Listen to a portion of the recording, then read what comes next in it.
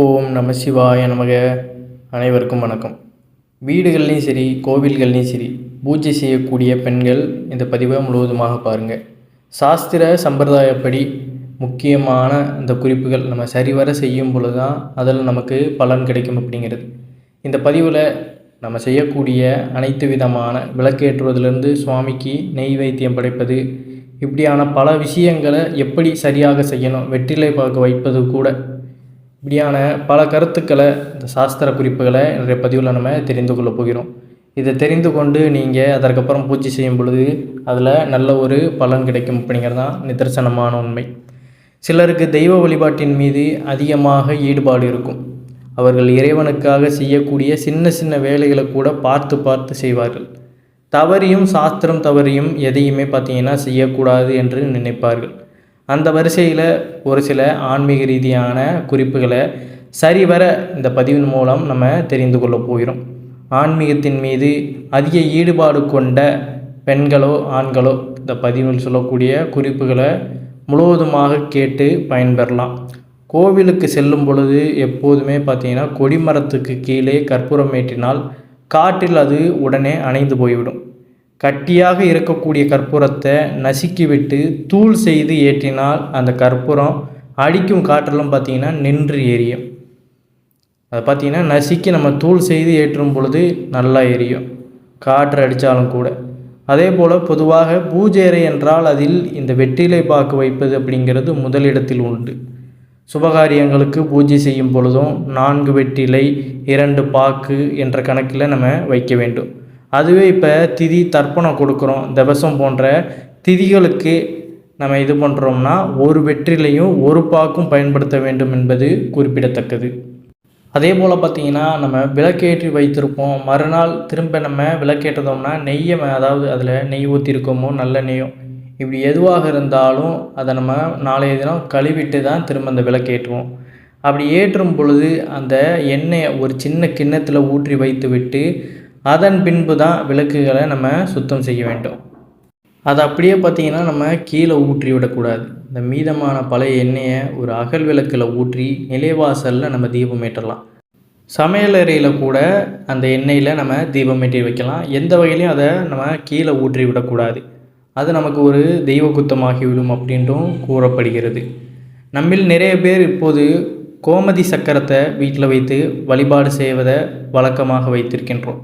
இந்த கோமதி சக்கரமானது பூஜை அறையில் 11 என்ற கணக்கில் இருக்கும்போது தான் அதனுடைய முழு பலனையும் நம்மால் பெற முடியும். அதையும் தெரிந்துக்கோங்க. உங்களுடைய வீட்டில் ஏற்றி வைக்கக்கூடிய ஊதுபத்தி நீண்ட நேரம் கமகமன்னு வாசத்தோடு நின்று எரிய வேண்டுமென்றால் அந்த ஊதுபத்தியினுடைய மேல் பகுதி, அந்த முனையை தவிர மற்ற இடங்களில் லேசாக தண்ணீரில் நனைத்து விட்டு அதன் பின்பு ஊதுபத்தியை ஏற்றி வைத்தால் அது நீண்ட நேரத்திற்கு பார்த்திங்கன்னா நின்று நல்ல வாசத்தோடு எரியும் அப்படிங்கிறதான். நீங்கள் சுவாமி படங்களை துடைக்கும் பொழுது துணியில் தண்ணீரை தொட்டு தானே துடைக்கிறீங்க. அந்த தண்ணீரை கொஞ்சமாக கற்பூரத்தில் நசுக்கி போட்டு கரைத்து விடுங்கள். இந்த கற்பூரம் கலந்த தண்ணீரை தொட்டு சுவாமி படங்களை துடைத்தால் சுவாமி படங்கள் அவ்வளோ சீக்கிரத்தில் பூச்சி அரிக்காது.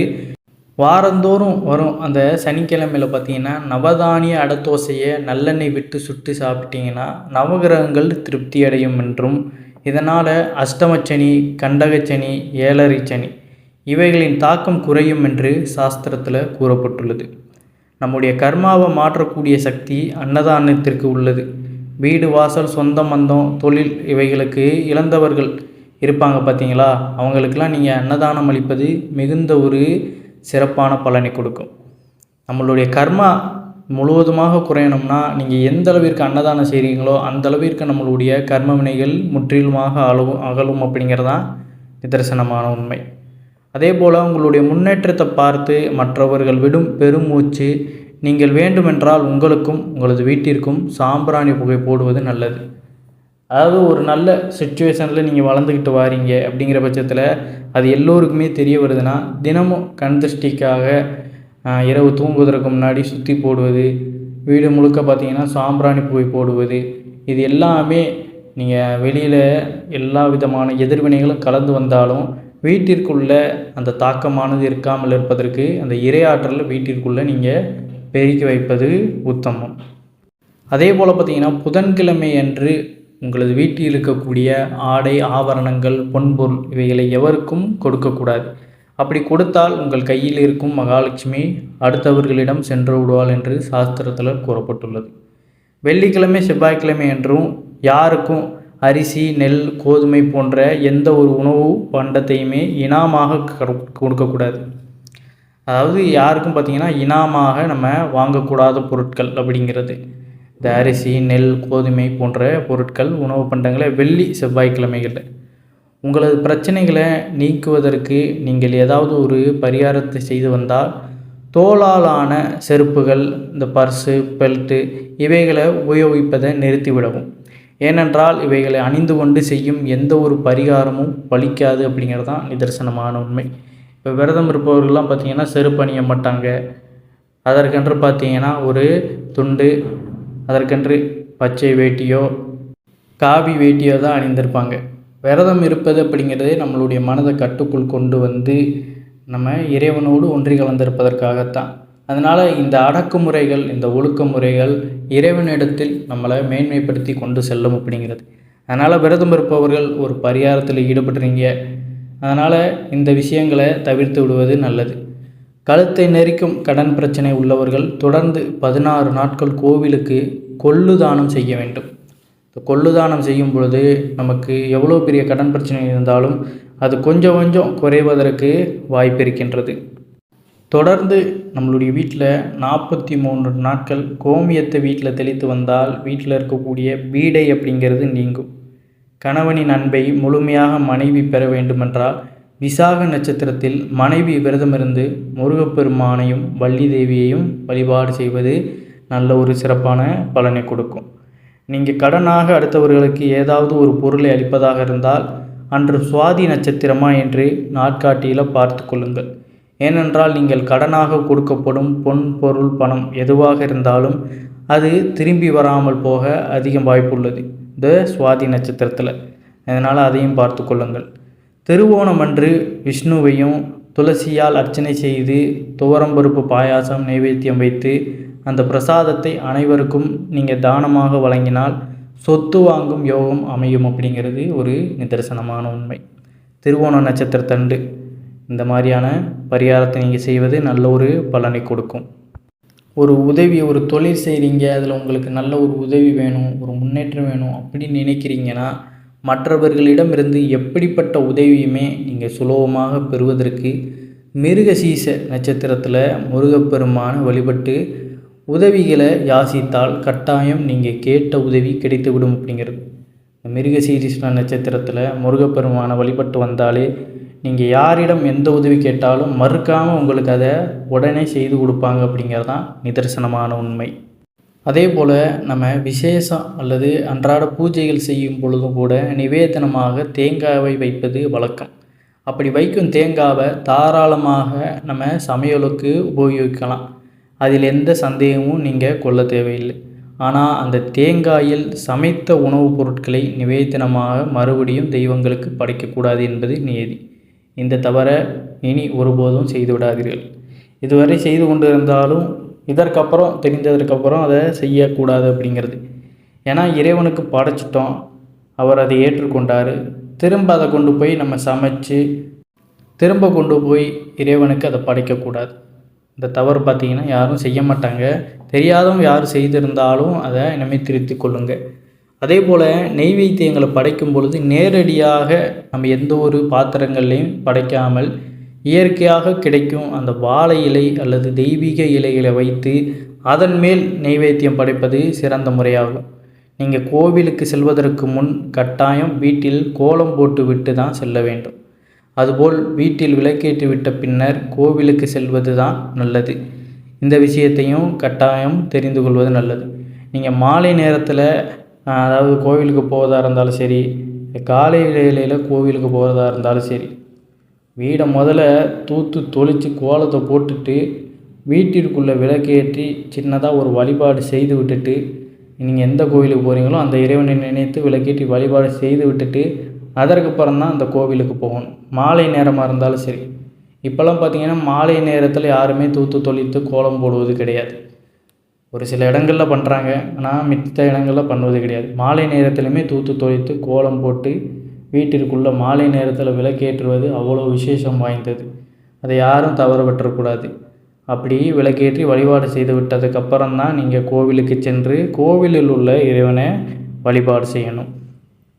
அதே போல் வீட்டில் விளக்கு எரிந்து கொண்டிருக்கும் பொழுது அதில் இருக்கும் நெய் அல்லது எண்ணெயை வெறும் கைகளால் தொடக்கூடாது. விளக்கில் இருக்கும் எண்ணெயை எந்த காரணம் கொண்டும் நம்முடைய தலையிலும் தடவிக்கொள்ளக்கூடாது. அது மிகப்பெரிய தெய்வ குத்தமாகிடும். விளக்கு எரிஞ்சிக்கிட்டு இருக்குன்னா அதை போய் எந்த வகையிலையுமே நம்ம தீண்டக்கூடாது. ஒருவேளை விளக்கோட திரி அதாவது ரொம்ப அடியில் போயிருச்சு அப்படிங்கிற பட்சத்தில் அதற்கென்று பார்த்திங்கன்னா நம்ம மாதுளை குச்சியோ இல்லை வெள்ளி குச்சியோ வாங்கி அதை வச்சு நம்ம தீண்டலாம். அந்த விளக்கை பார்த்திங்க, அந்த திரியை பார்த்திங்கன்னா மேட்டாப்பில் நம்ம தீண்டுவதற்கு இந்த குச்சிகளை பயன்படுத்துவது சிறப்பு. அதை தவிர்த்து தேவையில்லாத விஷயங்களில் ஈடுபடக்கூடாது. அதே போல் பொதுவாக கோவில்களில் தெய்வ தரிசனத்தை முடித்துவிட்டு சிறிது நேரம் அமர்ந்து விட்டு வருவது வழக்கம். ஆனால் மகாலட்சுமி வீட்டிற்கும் விஷ்ணு கோவில்களை இவ்வாறு அமரக்கூடாது. இந்த கோவிலிலிருந்து நம்ம வீட்டிற்கு செல்லும் பொழுது மகாலட்சுமி ஆனவள் நம்முடன் வருவதாக ஐதீகம் உள்ளது. எனவே எங்கும் அமராமல் நேராக உங்கள் வீட்டுக்கு தான் போகணும். கோவிலேருந்து கிளம்புறீங்கன்னா நேராக உங்கள் வீட்டுக்கு தான் போகணுமே தவிர மற்ற எந்த இடத்துக்குமே நீங்கள் போகக்கூடாது. அப்படியே மகாலட்சுமி ஆனவள் உங்கள் வீட்டிற்கு பிரவேசம் செய்து உங்கள் வீட்டை லக்ஷ்மி கடாட்சத்தில் வைத்திருப்பதற்கு இது ஒரு நல்ல ஒரு விஷயம். வீட்டில் குபேர சிலையை அனைவரும் பார்க்கும் வண்ணம் வாசலுக்கு நேர் எதிராக அமைத்து வைப்பது நல்ல செல்வ வளத்தை அதிகரிக்கும். நீங்கள் பணம் சேமிக்கும் உண்டியலும் குபேர பொம்மை போன்று இருப்பது மிகவும் நல்லது. அத்தகைய உண்டியல்கள் விற்பனைக்கும் உள்ளன. அதை வாங்கி நீங்கள் போடுவது நல்லது. தலைவாசல் கதவிற்கு உட்பக்கமாக ஸ்ரீசக்கரம், ஸ்வஸ்திக் அல்லது ஓம், திரிசூலம் போன்ற சின்னங்களை வரைந்து வைப்பதும் அல்லது ஸ்டிக்கர் வாங்கி ஒட்டி வைப்பதும் வீட்டின் பாதுகாப்பு அரணாகவும் அதிர்ஷ்டம் பெருகவும் துணையாகவும் இருக்கும். இந்த சின்னங்களை நீங்கள் நல்ல காரியத்திற்கு வெளியே செல்லும் பொழுதும் உங்களுடைய பர்ஸ் அல்லது சட்டை பாக்கெட்டில் வைத்து கொண்டு செல்வதால் காரிய வெற்றி உண்டாகும் என்பது நம்பிக்கை. பூஜை அறையில் பூஜை செய்வதற்கு பக்தி என்கின்ற பெயரில் எப்பொழுதும் நிறைய சுவாமி படங்களை வாங்கி அடுக்கி வைக்கக்கூடாது. இருக்கும் படங்களை நெருக்கமாக கட்டாயம் வைக்கவும் கூடாது. ஒரு படத்துக்கு இன்னொரு படம் இடையில் நிச்சயம் கொஞ்சமாவது கேப் இருக்கணும். தெய்வ படங்கள் சேதமடைந்திருந்தால் அவற்றை அருகில் இருக்கும் கோவில்களில் கொண்டு போய் வைத்து விடுவது நல்லது. அதை வீட்டில் வைக்காதீங்க. ஒரு சுவாமி படம் கீழே உடஞ்சிருச்சுன்னா அதை கொண்டு போய் கோவிலில் வச்சிடணும். உடைந்த பொருட்கள் எதுவாக இருந்தாலும் அதை நம்ம வீட்டில் வைத்திருக்கக்கூடாது. கண்ணாடி உடஞ்சிருச்சுனாலும் உடனே நம்ம அகற்றிடணும். உடஞ்ச கண்ணாடியில் பாதி நல்லா தான் இருக்குது நம்ம பாட்டுக்கு வச்சுருக்கோம்னா அது நமக்கு எதிர்வினை தான். அதாவது அது எந்த வகையில் எதிர்வினைனா குடும்பத்தில் சண்டை சச்சரவுகள் ஏற்பட்டு கொண்டே இருக்கும். ஒரு வீடு சுத்தமாக இல்லை, ஒரு வீட்டில் லக்ஷ்மி கடாட்சமாக விளங்கக்கூடிய பெண்கள் அந்த வீட்டில் இல்லைன்னாலே அந்த வீடு பார்த்திங்கன்னா ஒரு மந்தமான சூழ்நிலை, ஏதோ ஒரு தவறான சூழ்நிலை, வீட்டில் அந்த பணப்புழக்கம், லக்ஷ்மி கடாட்சம் எல்லாமே ஒரு வித தன்று மாற்றமாக இருந்து கொண்டே தான் இருக்கும். அந்த தடங்கள் எல்லாம் நீங்குவதற்கு முறையாக பூஜை செய்து வீட்டை பராமரித்து வந்தால் தான் இவைகள் எல்லாமே நீங்கும். அதனால் மேற்கூறிய விஷயங்களை முறைப்படி கடைபிடித்து வாருங்க. வீட்டை எப்போதும் நல்லபடியாக வச்சுக்கோங்க. வீட்டில் இருக்கக்கூடிய பெண்களை எப்பொழுதும் சந்தோஷமாக வைத்து கொள்ளுங்கள். அதுதான் உங்கள் வீட்டிற்கு முதல் மெயினான விஷயம். அந்த பெண்கள் எந்த அளவுக்கு சந்தோஷமாக இருக்காங்களோ அந்த அளவுக்கு உங்கள் வீட்டில் செல்வ கடாட்சம் பெருகும். இது அனுபவ ரீதியான நம்மளுடைய முன்னோர்கள் கூறிய நம்மளும் உணர்ந்த ஒரு உண்மை தான். யாரும் பார்த்திங்கன்னா சும்மா சொல்வது கிடையாது. ஒரு வீட்டில் லக்ஷ்மி கடாட்சமாக லக்ஷ்மி தேவியாக வலம் வரக்கூடிய பெண்கள் அந்த வீட்டில் எப்பொழுதுமே மகிழ்ச்சியாக இருக்கும் பொழுது தான் வீடு செல்வ செழிப்போடு திளைத்து இருக்கும். அதே போல் அந்த வீட்டில் இருக்கக்கூடிய பெண்களும் அதை முறைப்படி ஃபாலோ பண்ணணும். இது இரண்டும் நடந்தாலே அந்த வீட்டில் இருக்கக்கூடிய ஆண்கள் எந்த ஒரு விஷயம் செய்தாலும் அதில் தடைபடாமல் நல்ல ஒரு முன்னேற்றம் ஏற்படும் அப்படிங்கிறது தான் நிதர்சனமான உண்மை. அதனால் மேற்கூறிய ஆன்மீக விஷயங்களை நம்பிக்கையோடு செய்யுங்க. இதற்கு முன்னாடி செய்யலைனாலும் இனிமேல் தெரிந்து கொண்டு நல்ல முறையில் செய்து பலன் பெறுங்கள் அப்படிங்கிறதான். அனைவரும் என்றும் இறையருள் பெற்று நலமுடன் வாழ வேண்டும். நன்றி, வணக்கம். ஓம் நம சிவாய நமக.